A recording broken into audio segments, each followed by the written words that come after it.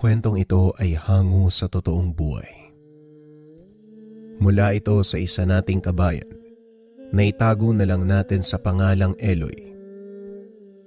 Walang eksaktong taon, lugar ng Esperanza. Sa mundong ating ginagalawan ay palaging merong balanse. Kung merong aral sa kanan, meron ding aral sa kaliwa. At kung mabuti, meron ding kasamaan. Panganay na anak si Eloy dahil may kalayuan ang tahanan sa baryo, kung kaya't mas minabuti ng mga magulang na iluwal ang sanggol sa tahanan. Maaga pa lang, tinungo na ng ama ang isang manghihilot at kilalang albularyo. Ang pangalan nito ay Manang Lourdes. Ang siyang tumulong sa ina upang maisilang si Eloy. Pahirapan ang naging sitwasyon ng mailuwal si Eloy dahil hindi makaramdam ng hilab ang ina, kung kaya't inabot ng gabi bago lumabas ang sanggol. Ay nako, pambihira ang anak mo, Kadyo. Parang ayaw pang lumabas. Wika ni Aling Lourdes. Maraming salamat ho, Aling Lourdes ha. Ihahatid ko na ho kayo. Tugon ni Kadyo. Nako, hindi pa ako maaaring umuwi. Batid ko ang mga nilalang na nagbabantay. Lahat sila nag-aantay sa tahanan niya. Ha? Ano pong ibig niyong sabihin? Halika, ipapakita ko sa iyo.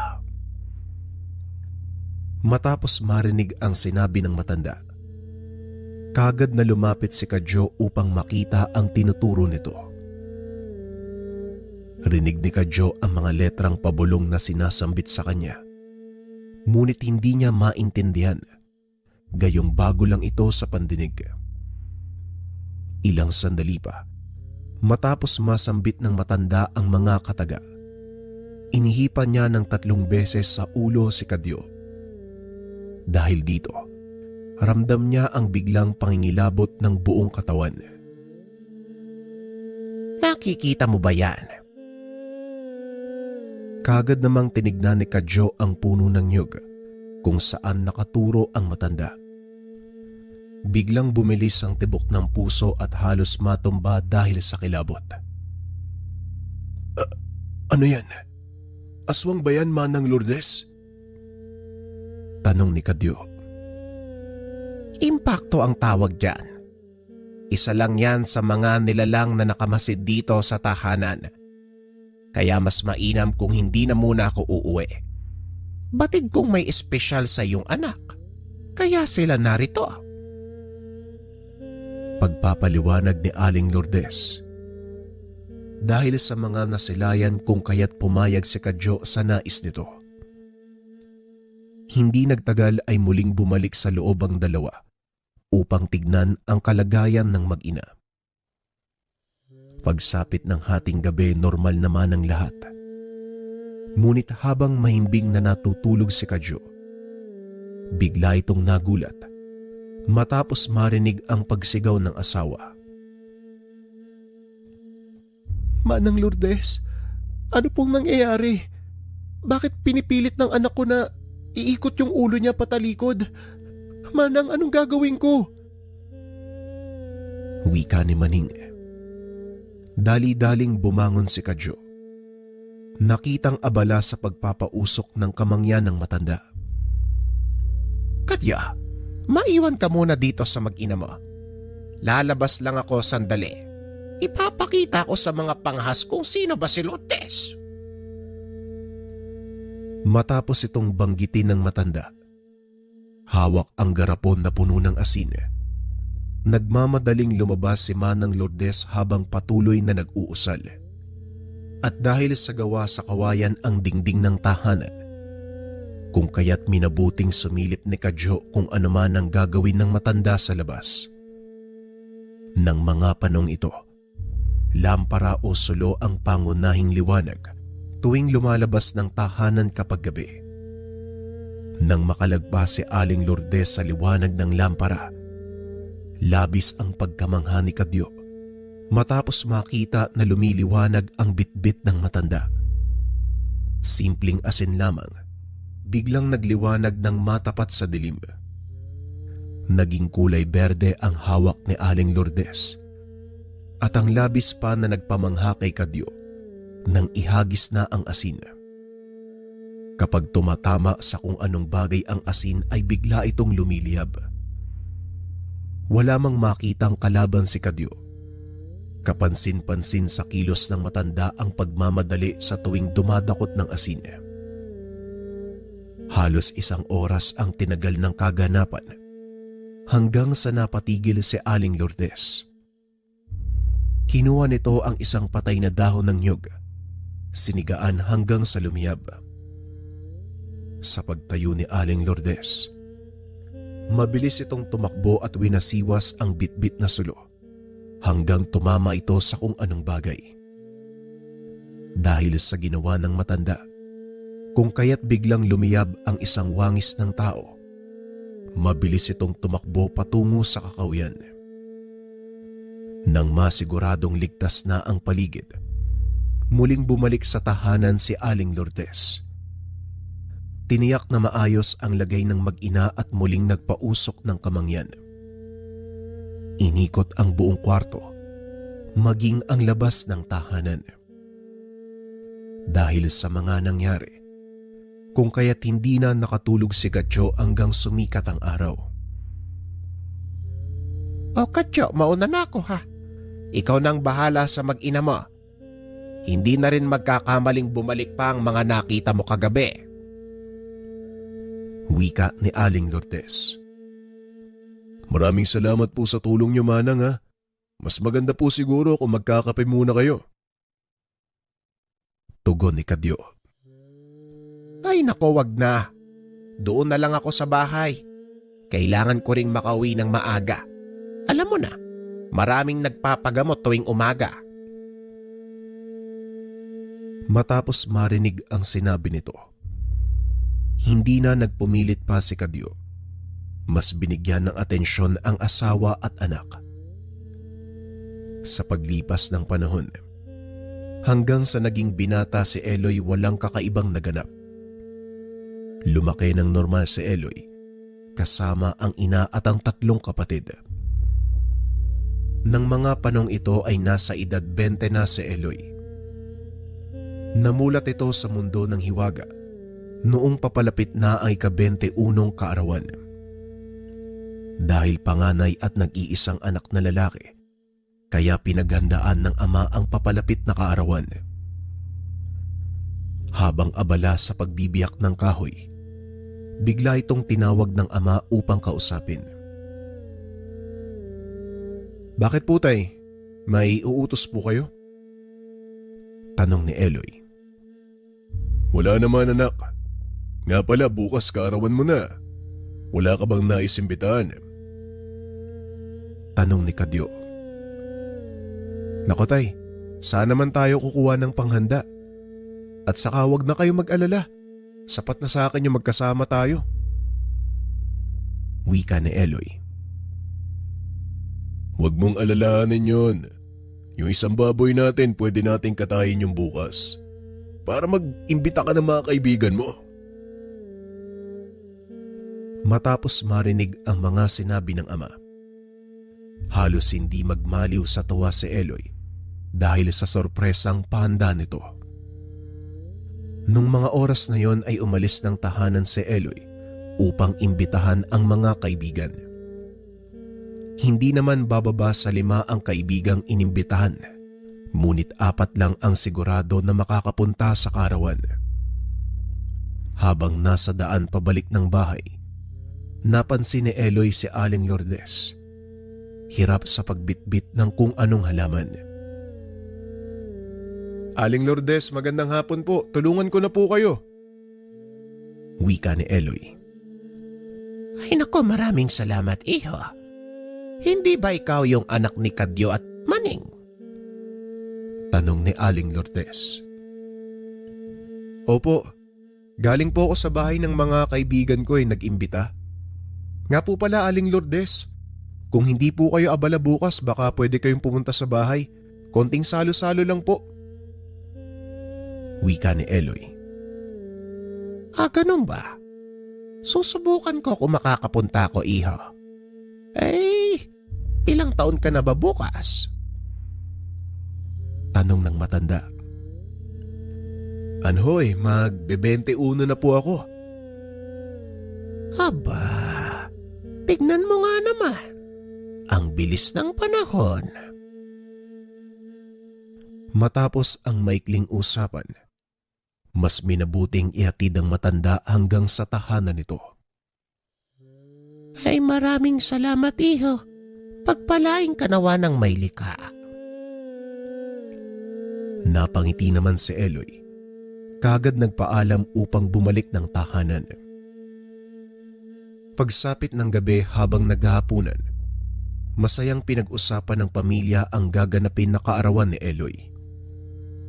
Ngunit ang hindi alam ng binata, sa pagtungtong ng edad na 21, magsisimula na ang kakayahan at isang obligasyon para sa nakararami. Kinaumagahan, maaga pang nagising si Eloy. Mas minabuting magtimpla ng kape habang pinagmamasdan ang mahamog na palayan. At sa hindi kalayuan, kapansin-pansin si Aling Lourdes na papalapit sa tahanan. Kitang-kita ng mga mata ni Eloy kung papaanong lakaran ni Aling Lourdes ang mga palay. Animoy matitibay ang mga palay, gayong hindi ito natutumba sa tuwing lalakaran ng matanda. Nang mapansin ito na nakatitig si Eloy, napangiti ito habang patuloy sa paglapit. Dahil sa pinapakitang kakayahan ni Aling Lourdes, mabilis itong nakarating sa tahanan. Maligayang kaarawan, iho. Nandyan ba ang tatay mo? Tanong ni Aling Lourdes. Oho, nasa loob po. Uy, Manang Lourdes, napabisita ho kayo. Maaari ba kitang makausap ng tayo lang? Matapos marinig ang sinabi ng matanda, kaagad pumasok si Eloy bitbit ang kape. Labis naman ang pagtataka ng binata. Iniisip kung ano ang naging usapan ng dalawa. Makalipas ang ilang minuto, habang abala sa paghuhugas ng kawa si Eloy, bahagya itong natigilan matapos marinig ang boses ng ama. Eloy, halika nga muna sandali dito. Ano ho yan, tay? Bakit po? Samahan mo muna si Manang Lourdes sa bahay niya. Ayoko na ng maraming tanong ha. Basta sumunod ka na lang. Dahil sa narinig, kung kaya't walang nagawa ang binata, walang pag-aalinlangan na sinunod ang utos ng ama. Habang nasa daan, pansin ni Eloy na palinga-linga ang matanda. Aling Lourdes, ayos lang po ba kayo? Tanong ni Eloy. Sa bahay ko na sasabihin sa iyo mga dapat mong gawin. Sa ngayon, bilisan natin ang paglalakad. Habang hindi pa ganong karami ang taong dumadaan. Tugon ng matanda. Wala namang naramdamang kakaiba si Eloy, kung kaya't hindi ito nag-isip ng kung ano-ano tungkol sa matanda. Makalipas ang ilang minutong paglalakad, nakarating si Eloy sa tahanan ng matanda. Pumasok ka. Antayin mo ko dyan sa upuan. May kukunin lang ako sa likod ng bahay. Tumango naman si Eloy bilang pagsang-ayon dito. Kilala si Aling Lourdes bilang manggagamot sa kanilang lugar. Ngunit hindi pa nito pinahintulutan ang kung sino man na pumasok sa kanyang tahanan. Tanging sa munting kubo niya pinapapunta ang mga taong nagpapakonsulta. Kung kaya't labis ang pagkamangha ni Eloy Matapos makita ang iilang garapon at mga halamang gamot na nakasabit sa tahanan.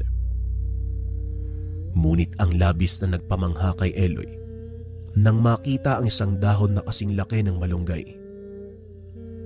Wala masyadong hangin ang nakakapasok sa loob, gayong nakasara ang pintuan at bintana ng bahay. Paikot-ikot ang dahon sa loob ng bahay. Animoy isang insekto. Pabalik-balik kong lumipad. Lilipad papunta sa kusina. Babalik sa silid ng matanda at muling babalik sa sala. Napag-alaman ni Eloy na isa itong uri ng dahon. Matapos tumigil kakalipad ang bagay at dumampi sa kanyang palad. Iho, mukhang hindi ko na kailangan pang ibigay ang mutya sa'yo. Parang ikaw na mismo ang pinili ng mutya ng malunggay. Wika ni Aling Lourdes. Ano pong ibig yung sabihin? Itong dahon? Hindi nga ako nagkamali sa'yo. Mula nang ipinanganak ka, naramdaman ko na ang bugso ng enerhiya sa iyong katawan. Ayon kay Aling Lourdes, kaya wala siyang pinapapasok sa kanyang tahanan. Matagal nang lumilipad ang mutya ng malunggay paikot-ikot sa bahay. Ibinigay ito ng gabay, isang napakalaking aso na may malaking sungay. Hindi sumailalim sa kapangyarihan ni Aling Lourdes ang bagay. Dahil sa pagmamatigas ng mutya, kung kaya't hinayaan niya itong lumipad sa loob ng tahanan ng maraming taon. Hindi ordinaryong aso ang gabay ni Aling Lourdes. Nahahanay ang uri nito sa mga maharlikang nilalang. Batid kong ikaw ang inaantay ng tangan. Kaya ngayong 21 ka na. Ito na siguro ang regalo ko sa iyo. Wika ng matanda. Salamat ho. Salamat ho, pero... Huwag kang mag-alala, Eloy. May rason ang lahat ng bagay. Marahil maguguluhan ka sa ngayon. Pero darating ang araw, malalaman mo rin ang dahilan. Dahil sa mga sinabi ni Aling Lourdes, panandaliang napatahimik si Eloy, gayong masyadong mabilis ang mga kaganapan. Ito lang naman ang sadya ko. Maaari ka nang umuwi kung gusto mo, ha? Kung meron kang mga katanungan, maaari kang bumalik dito sa bahay. Kahit anong oras pwede. Muling wika ng matanda. Sige ho, Aling Lourdes. Maraming salamat ho . Tuloy na ho ako. Matapos magsalita ni Eloy, tanging pagngiti ang naging sagot ng matanda. Habang nasa daan, tulalang naglalakad si Eloy habang iniisip ang mga nangyari. Psst! Pre, oy! Parang malalim pa sa busay ng dagang-dagang iniisip mo . Ha? Anong sabi mo? Kanina ka pa dyan? Oo, kanina mo pa ako nakasalubong. Nagtataka nga ako di mo ako pinapansin . Bakit? Piling pogi ka? Wika ng kaibigan na si Joji. Piling pogi? Pero, saan banda ba? At saka wag mo nga akong intindihin. Saan ka ba pupunta? Tanong ni Eloy. Ito naman hindi mabiro . Pinapapunta ako ni tatay sa bahay ni Tio Ramon dun sa bayan. May sasabihin daw tungkol sa maaaring trabaho sa Rizal. Hoy, nga pala maligayang kaarawan . Susunod na lang ako. Wika ni Joji. O sige, ingat ka . Kita na lang tayo mamaya sa bahay. Matapos ang maikling usapan, muling ipinagpatuloy ni Eloy ang paglalakad upang tulungan ang ama sa pagkatay ng baboy. Nang marating ang bahay, nakita ang ama na abala sa pagkiskis ng balat ng hayop. Dali-dali nitong pinuntahan si Eloy upang tulungan. Naging abala ang buong pamilya sa maghapon dahil sa tulong ng bawat isa kung kaya't maagang natapos ang gawain. Sa pagsapit ng hapon, habang inilalatag ang mesang gagamitin para sa mga bisita, bahagyang natigilan si Eloy matapos marinig ang tinig ni Joji. Pare, maligayang kaarawan ha. Sakto wala pang bisita. Pero pwede ka bang makausap sandali?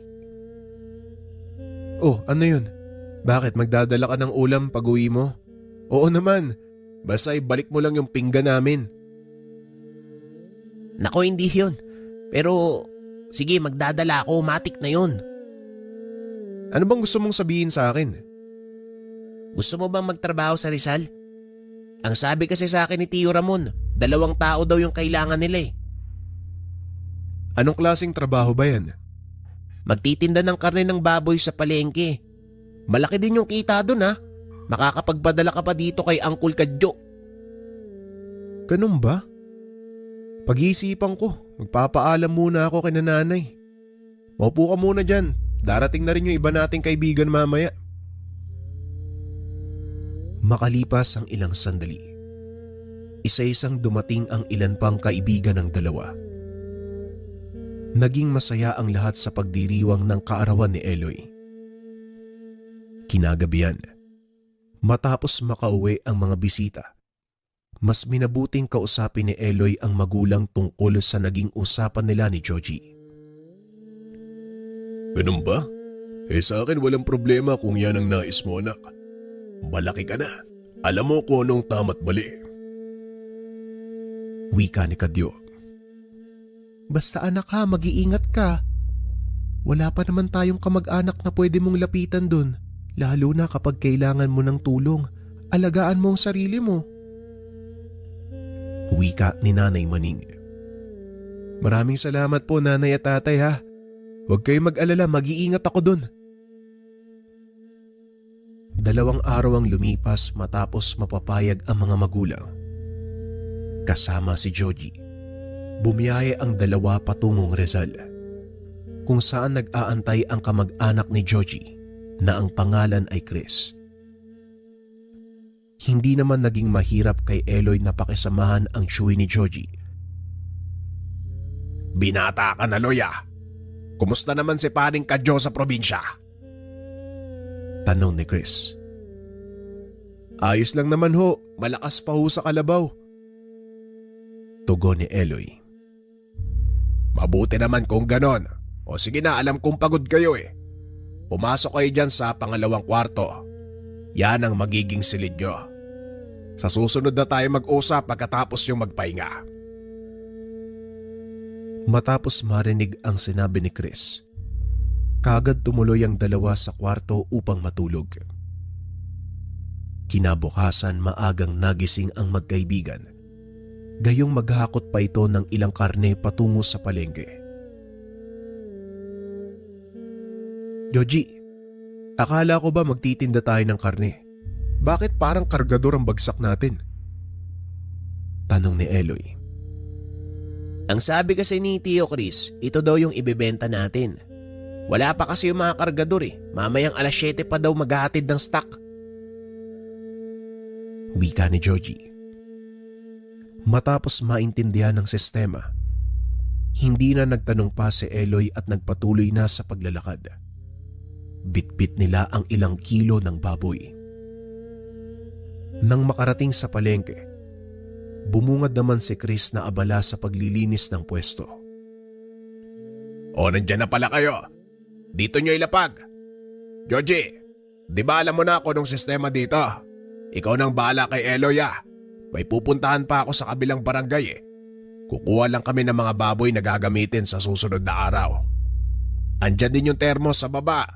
Magtimpla na lang kayo ng kape bago magsimula sa paghiwa. Naging abala sa maghapon ang magkaibigan. Maswerte namang maaga pa lamang. Magsasara na ang tindahan dahil ubos na ang paninda. Nang makabalik sa tahanan, sakto namang kakauwi lang ni Chris. Bitbit ang 2 buhay na baboy. O maaga pa! Sinong naiwan dun sa pwesto? Tanong ni Chris. Nako tiyo, wala na kaming dapat bantayan doon. Naubos na. Tugon ni Georgie. Paano wala? Huwag niyo sabihing pinamigay niyo yung karne. Tanong ni Chris. Bakit naman namin gagawin yun? Naubos yung paninda tiyo. Ito nga pala yung kinita namin sa maghapon. Sakto yan ha. Walang labis, walang kulang. Tugon ni Georgie. Aba, ngayon lang nangyari to ah. Mukhang swerte kayong dalawa. Kung ganito lagi, ay dadagdagan ko ang ipapasahod sa inyo. Wika ni Chris. Napangiti naman ang magkaibigan.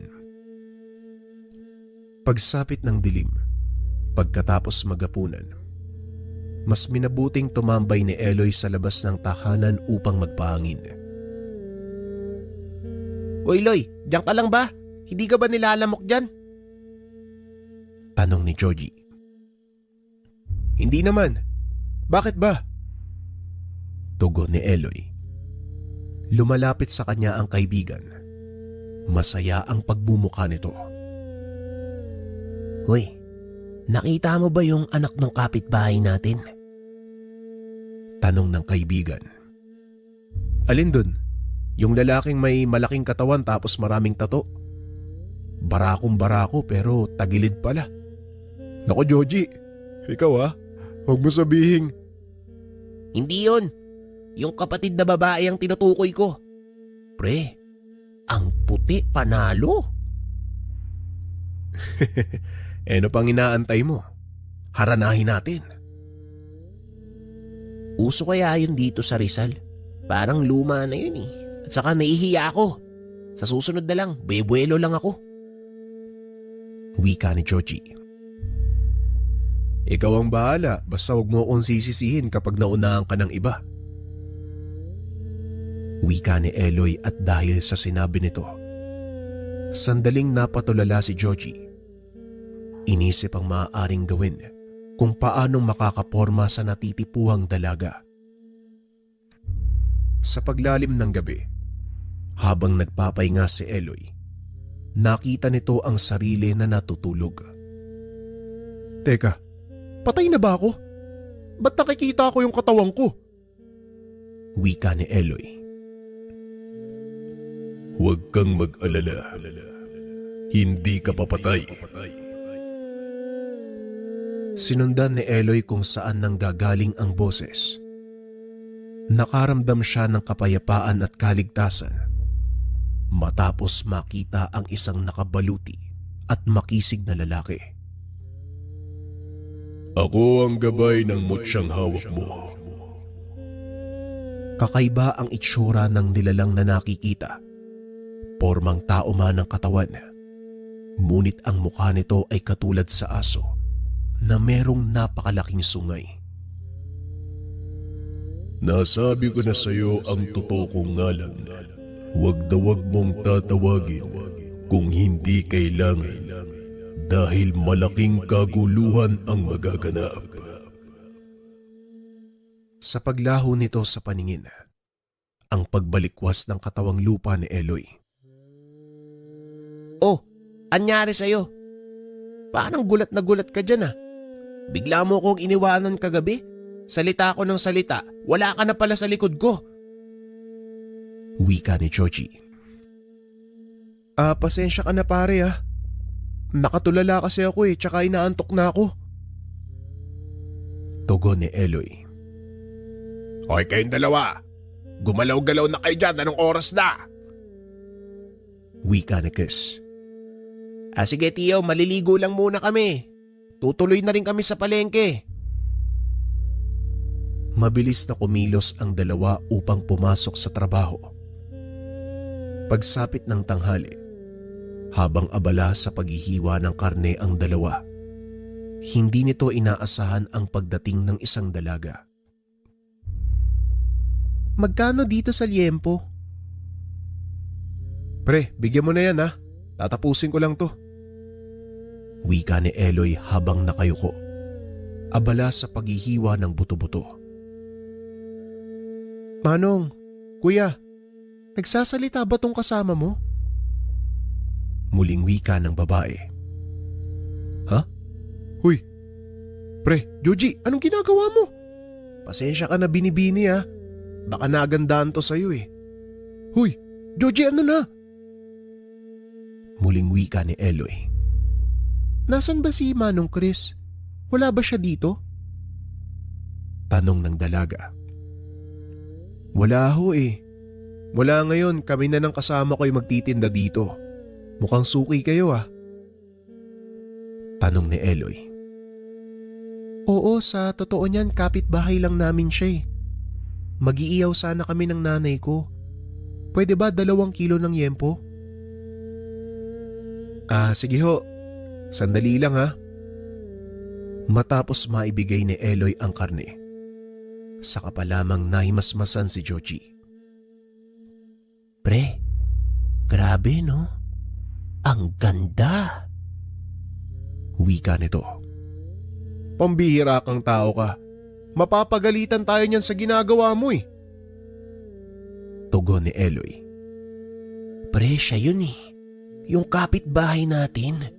Ang ganda no? Muling wika ni Joji. Kaya naman pala. Yung pala yun. Bakit kasi hindi mo kinausap? Nanigas ka dyan eh. Sige na, pakiabot na nga lang yung ulo. Umayos ka na rin dyan. Wika ni Eloy. Tulad ng dati, maagang nakauwi ang magkaibigan matapos maubos ang paninda. Ganito ang naging buhay ng dalawa sa loob ng ilang araw. Hanggang sa dumating ang pagkakataon, katapusan ng buwan. Habang abala sa ginagawa si Eloy ay bahagya itong natigilan matapos marinig ang boses ng isang lalaki. O maglagay na kayo, dalian nyo. Marami pa ang pupuntahan namin. Wika nito. Malaking tao at nasa 6 ang bilang nila. Pansin ni Eloy ang dalang baril, nakasugbit sa tagiliran. Ano pong kailangan nila? Tanong ni Eloy. Bingi ka ba? Siguro bago ka dito ano? Akin na ang lagay nyo. Hindi ba kayo sinabihan ng amo nyo? Wika nito. Pasensya na po ah. Wala pong binilin sa amin na magbibigay kami ng kung anumang kailangan nyo. Tugon ni Eloy. Pera ang kailangan namin. Yung kinita nyo kaninang umaga, para yun sa proteksyon nyo. Muling wika ng lalaki.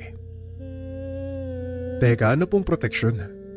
At saka baka mapagalitan ako kapag binigay ko sa inyo yung pera eh. Siguro mas mainam po antayin na lang natin yung may-ari mamaya. Wika ni Eloy. Anong aantayin? Hindi mo ba narinig? Nagmamadali kami. Ano ba? Magbibigay ka ba o papatikimin pa kita? Matapos marinig ang sinabi ng lalaki, bahagyang naagaw ang atensyon ni Eloy. Narinig niya din ang salita ng gabay. Huwag kang matakot. Nandito ako. Wika nito. Kung kaya't nakipagmatigasan si Eloy. Kayo ho. Kung yan yung gusto niya, walang problema. Aba, matigas ka ha? Michael, bigyan mo nga to. Baka mapuruhan ko yan kapag ako ang bumanat eh. Matapos magsalita ng lalaki, mabilis pumunta sa harapan ang lalaking kasing tangkad ni Eloy. Hindi may pagkakailang sanay ito sa mabibigat na trabaho, gayong may kalakihan ang katawan nito. Bilang isang normal na tao, walang alam sa pakikipaglaban, nanatiling nakatayo si Eloy habang pinagmamasdan ang lalaki. Nang tuluyan nitong makalapit, nagawa pa nitong makipagtitigan kay Eloy hanggang sa bigla itong nagpakawala ng malakas sa suntok. Sa bilis ng pangyayari, hindi na nagawang makaiwas ni Eloy, ngunit nagulat ang lahat. Nanatiling nakatayo ang binata na parang walang nangyari, habang yung sumuntok sa kanya, namilipit sa sobrang sakit. Oh Michael, anong nangyari sa'yo? Boss, sakit ng kamay ko eh. Parang pader yung mukha niya, no? Ay naku, lalampa-lampa. Sige, tignan natin kung mas makapal pa sa'yo ang bala ko. Kasabay ng pagtutok ng baril kay Eloy, dumating naman si Chris mula sa slaughterhouse kasama si Georgie.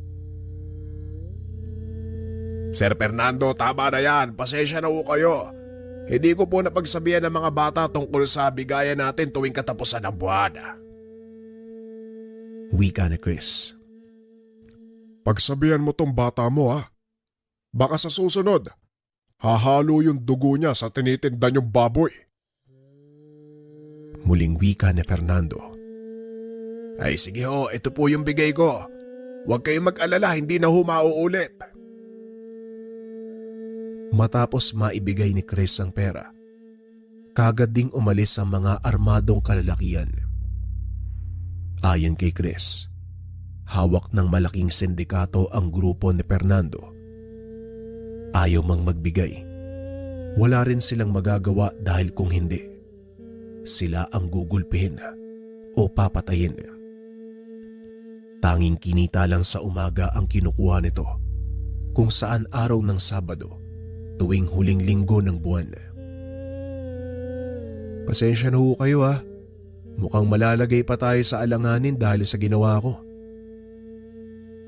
Wika ni Eloy. Ay naku, ako nga ang dapat humingi ng pasensya pero hayaan na natin yun.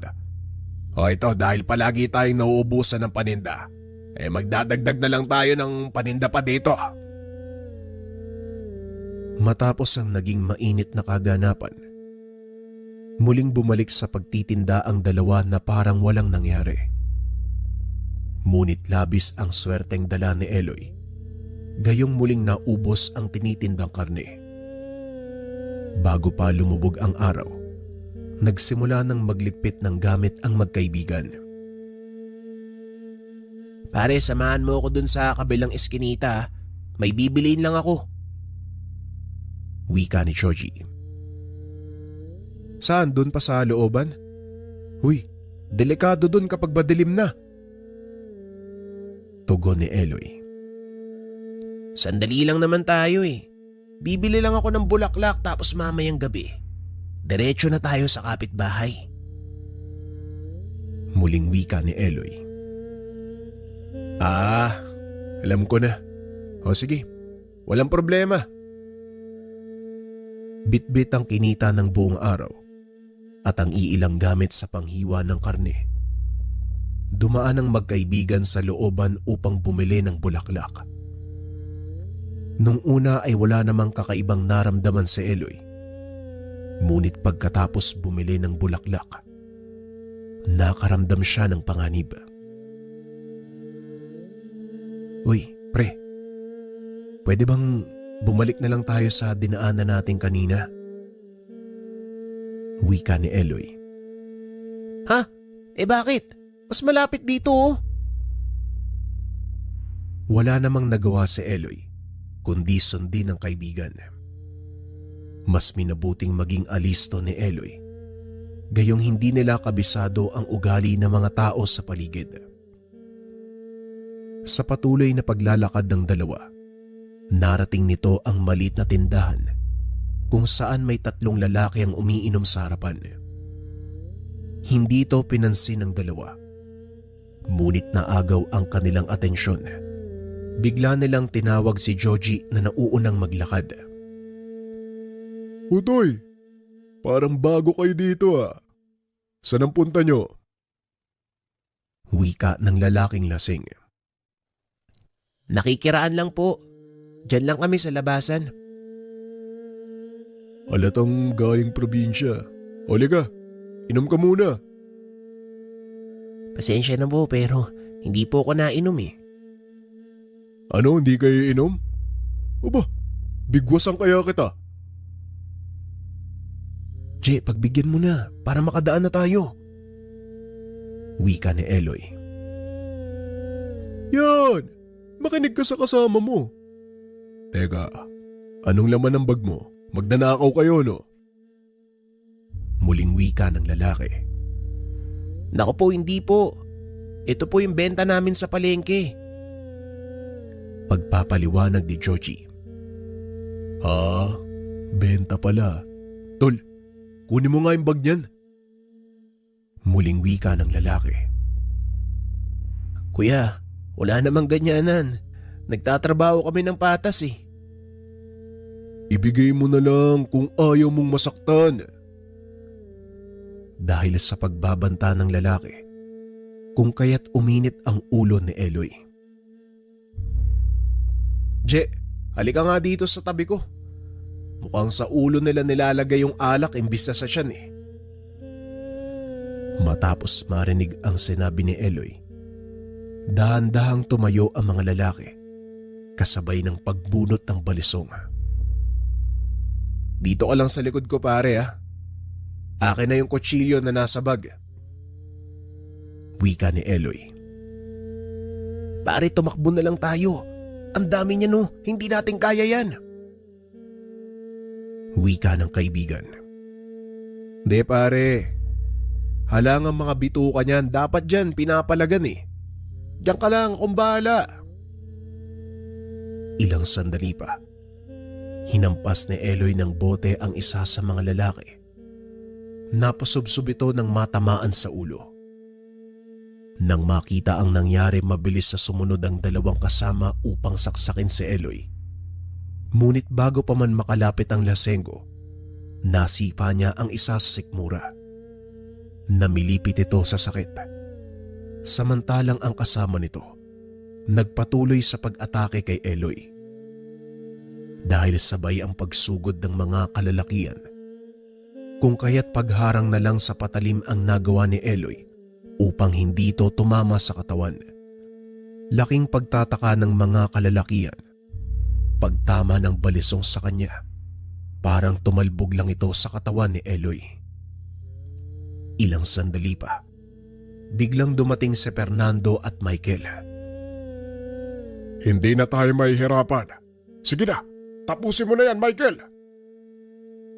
Wika ni Fernando. Ayoko na pare. Hindi normal yung isang yan eh. Diyan na kayo.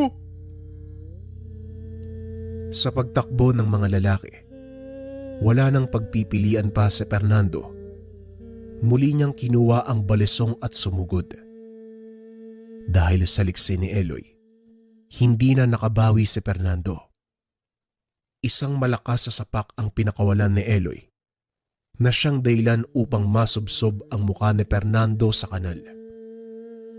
Habang pinagmamasdan ito ni Eloy, hindi niya napansin ang paglapit ng isa pang lalaki. Kwenelyuhan si Eloy kasabay ang pagsaksak gamit ang basag na bote. Kaso nga lang, walang naging emosyon ng binata, kung kaya't dahan-dahang sinilip ang kamay. Walang tigil ang pagdurugo ng kanyang kamay. Anong problema? Puro ka kasi bote. Lagyan ko kaya ng gripo yung tagiliran mo. Kanina ka pa eh. Wika ni Eloy. Wag pare, may pamilya ako, dalawa yung anak ko eh. Pamilyado kang tao pero puro alak yung iniintindi mo. Sige na, umalis ka na.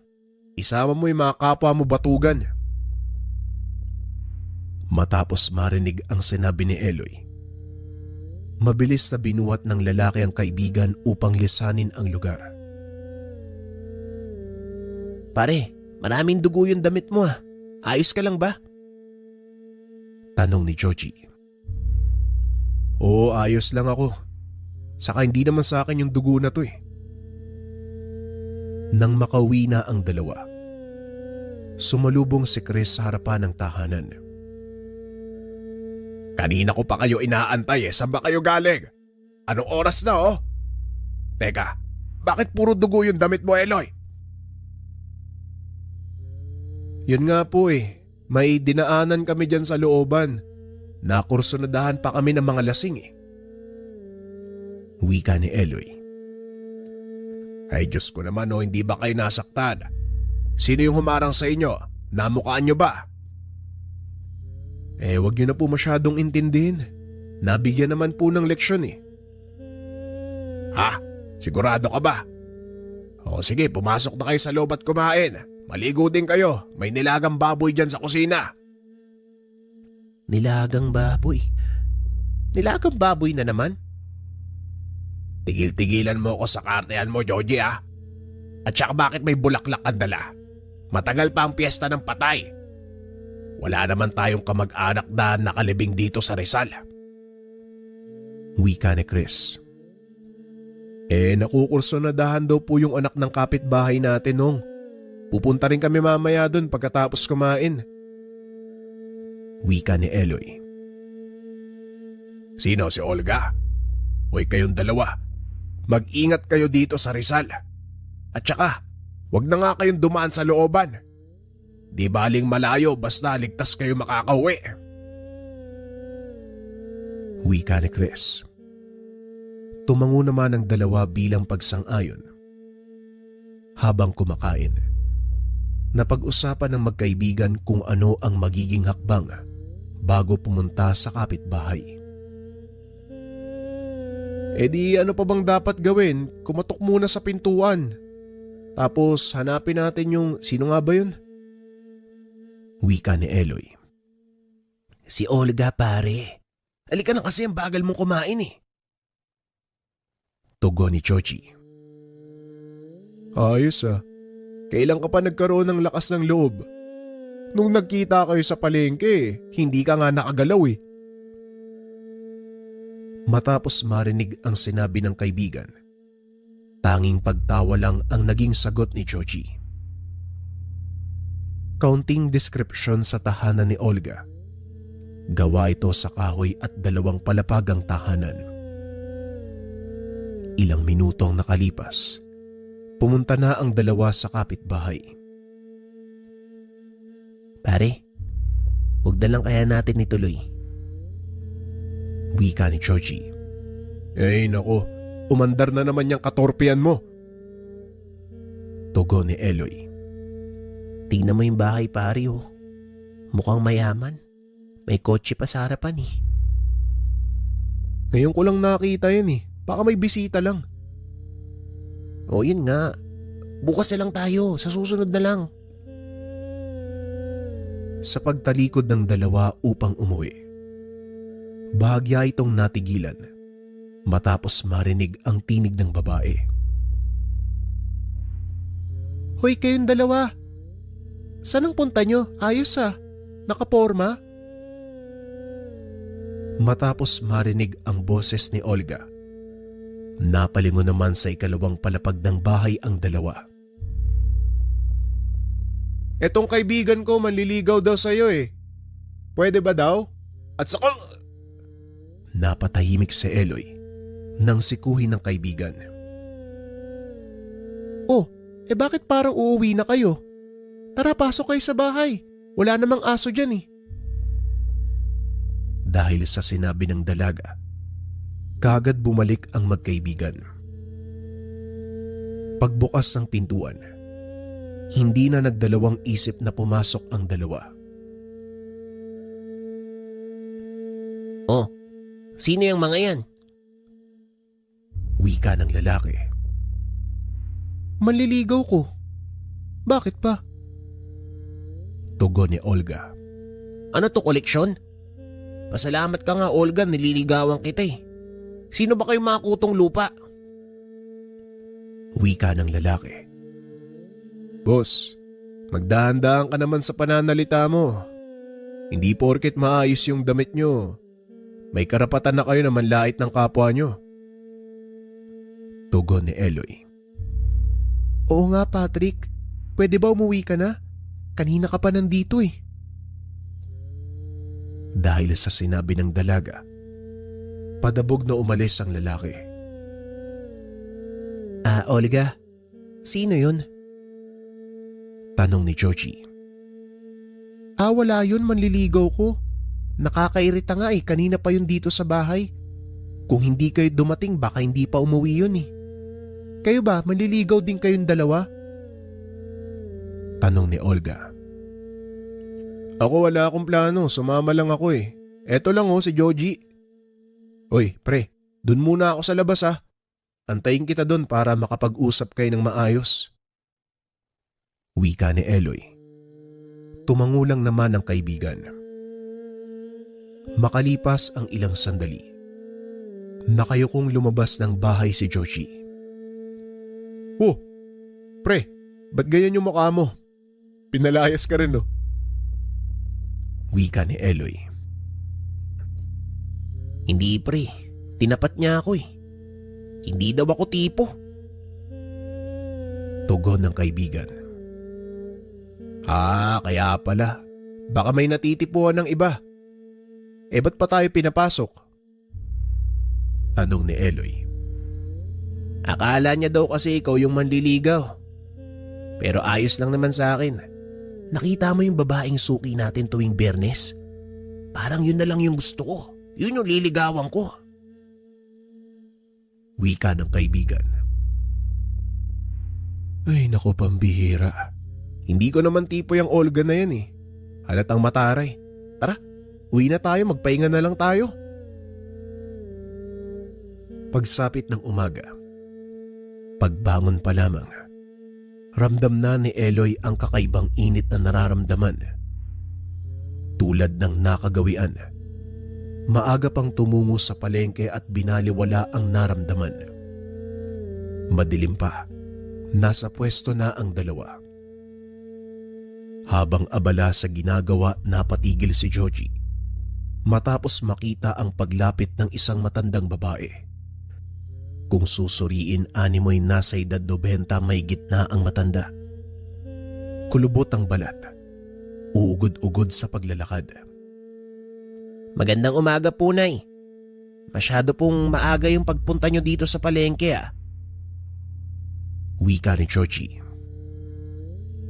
Kayo ang dahilan kung bakit sumubsob sa kanalang muka ng apo ko. Wika nito. Pare, Eloy. Hoy! Oh, problema mo? Nang makita ni Eloy ang matanda, ramdam nito ang kakaibang aura na bumabalot sa pagkatao nito. Marahil ikaw ang may gawa. Humanda ka. Hindi ako titigil hanggat hindi nalalagay sa bote ang kaluluwa mo. Wika ng matandang babae. Huwag mo nga akong pinagbabantaan ng ganyan. At saka, huwag ka rin magtago sa nakakaawang anyo ng matanda. Alam kong hindi ganyan yung itsura mo. Matapos marinig ang sinabi ni Eloy, ngumiti ang matanda at umalis sa lugar. Loy, nakakatakot naman yung matandang yun oh. Siguradong yung mga lasinggero yung tinutukoy niya eh. Wika ng kaibigan. Aswang ang isang yun. Mukha lang mahina. Nagtatago sa anyo ng matanda pero sobrang lakas ng isang yun. Pagpapaliwanag ni Eloy. Ha? Aswang? Hanggang dito ba naman sa Rizal merong aswang? Matapos ang kaganapan, nagtrabaho na ang dalawa. Nawala na rin ang kakaibang nararamdaman kung kaya't alam ni Eloy sa kanyang sarili ang matandang yon ang dahilan kung bakit nagbibigay ng babala ang katawan. Sa pagsapit ng tanghali, habang nag-aantay ng mga customer, kita naman si Olga na papalapit sa kanilang pwesto. Eto na pala yung order nyo kay Ninong. Wika ni Eloy kay Olga. Salamat ha. Magkano nga pala to? Wala kasing sinabi si Manong Chris eh. Wag na. Sabi ni Ninong bayad na daw yan eh. Habang abala sa pagbalik ng pera sa pitaka ang dalaga, napansin ni Eloy ang pamilyar na muka. Masama itong nakatitig sa dalaga.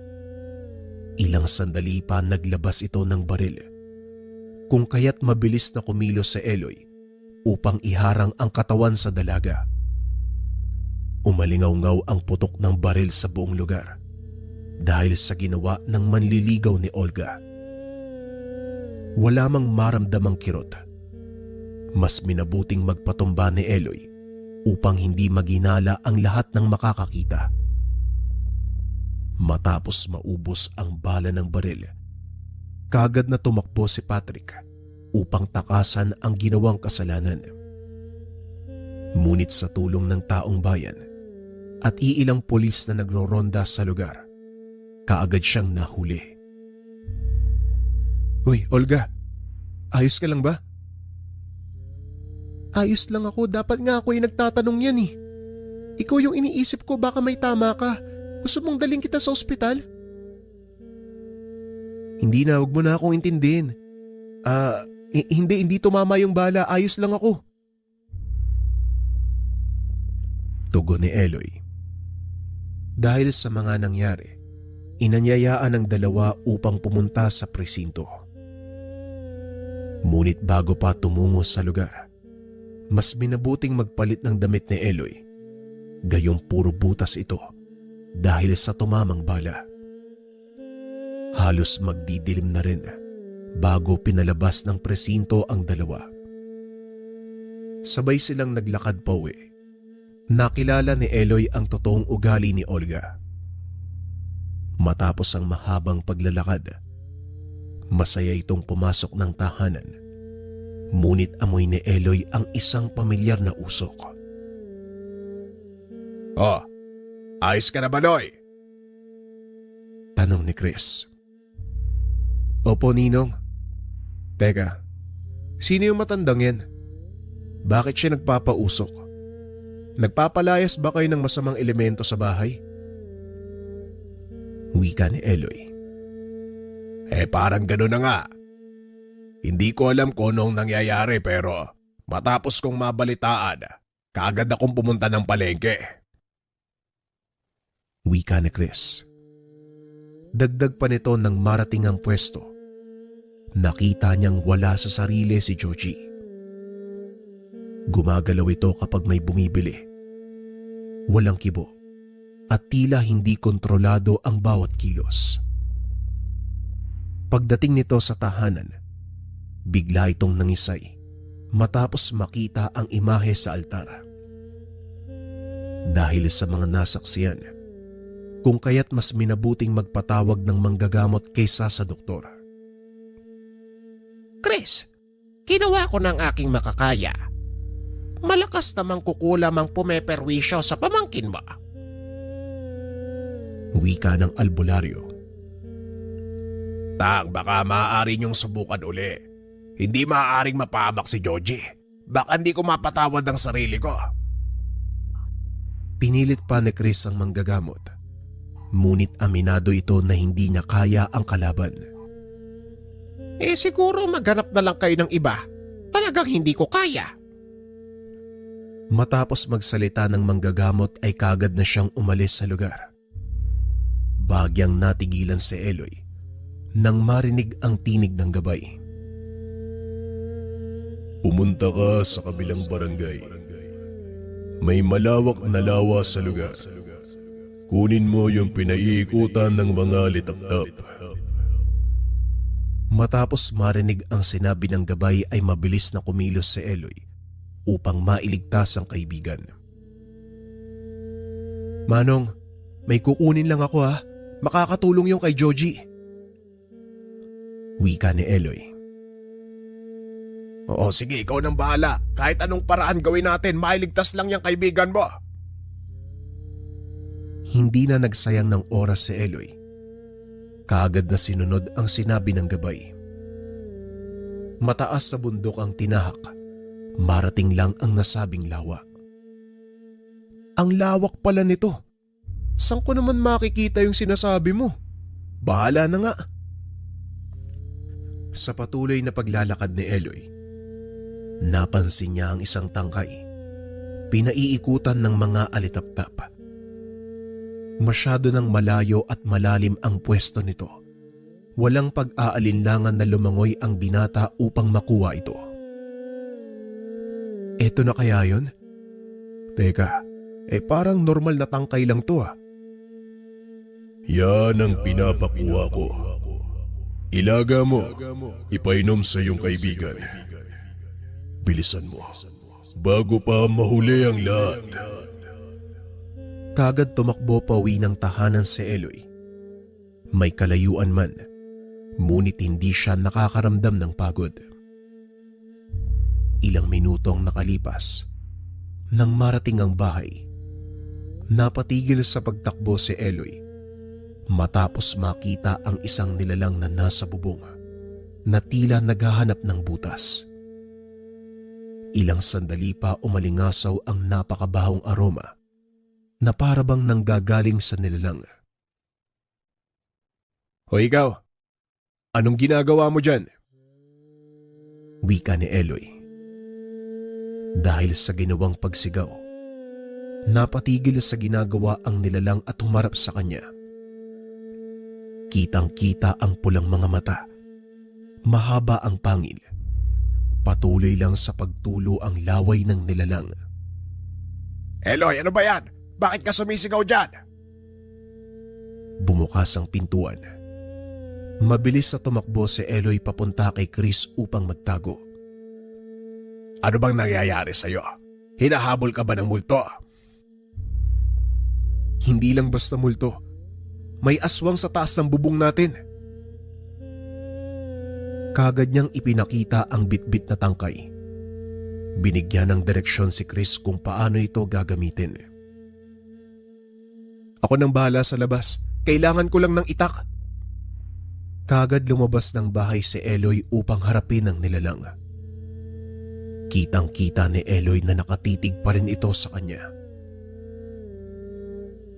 Kahit hindi ka na magsalita, alam kong ikaw ang may gawa nun sa kaibigan ko.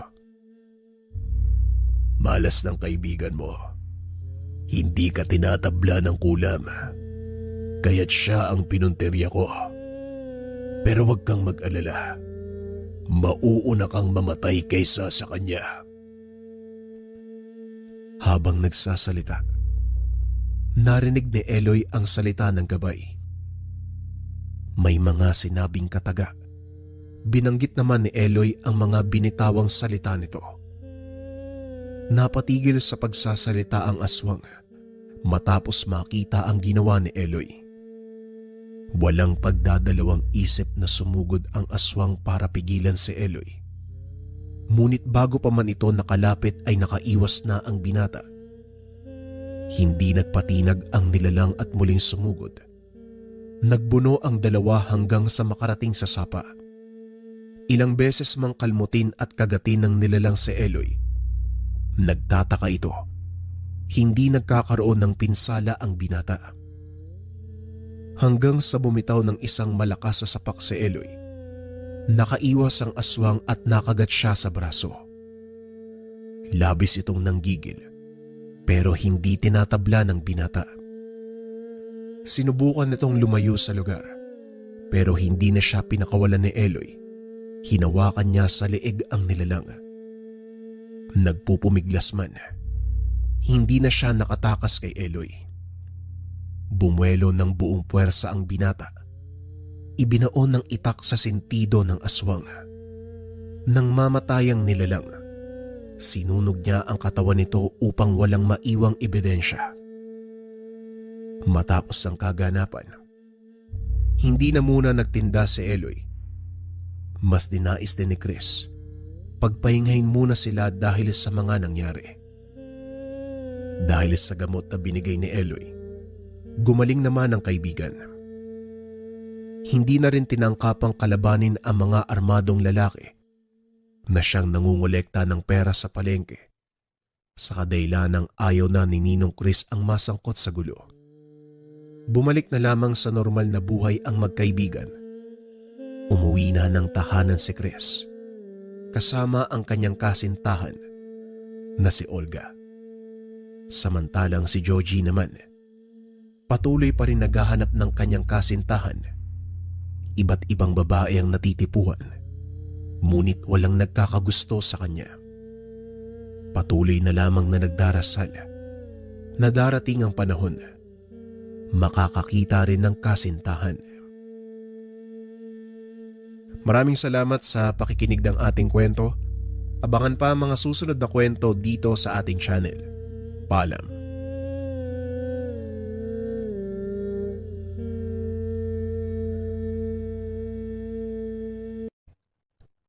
Ang kwentong ito ay hango sa totoong buhay. Mula